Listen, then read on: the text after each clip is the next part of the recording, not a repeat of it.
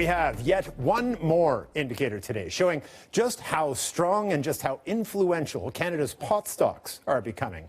Cannabis companies have seen explosive growth over the past number of years.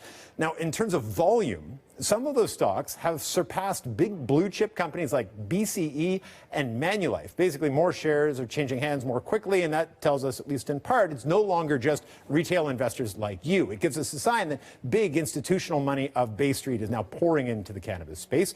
To discuss this, we're joined by Charles Turk, CEO of Faircourt Asset Management. Nice to see you, sir. Thanks for coming in. Thank you. When you look at volumes, especially when you look at the switch that we've seen in the volumes around the pot stocks, what is the picture that emerges? Sure. Well, you're seeing a lot of investors having an opportunity to invest in a sector that didn't exist a year ago. Right. And so how many times in your lifetime do you get to invest at the ground floor of a brand new industry? Right. New regulations, new companies, and what I would call an uneven news flow. So you're trying to pick and choose which companies to invest in. And with that switch in volumes, I said off top that it gives us an indication maybe that some of that institutional money is pouring in. Is that a fair assessment? There's more institutional money going into the sector now than, let's say, a year ago. Right.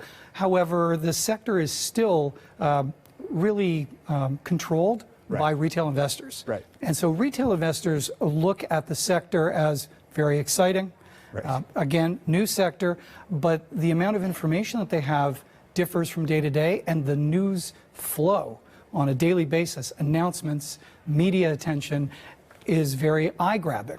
It's funny because I talk to a lot of people, dropping the kids off in the schoolyard, and the other parents gather around and they ask about, the amount of times I'm asked about pot stocks surpasses everything else I'm asked about these days. And there is a sense among retail investors that, well, it's about to be legalized. All of these companies are going to be giant. Everyone's going to do well. There will be no losers, they keep telling me.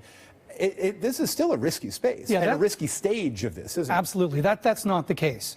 There are many entrants. There are more entrants this year than there were last year, but people really have to do their homework.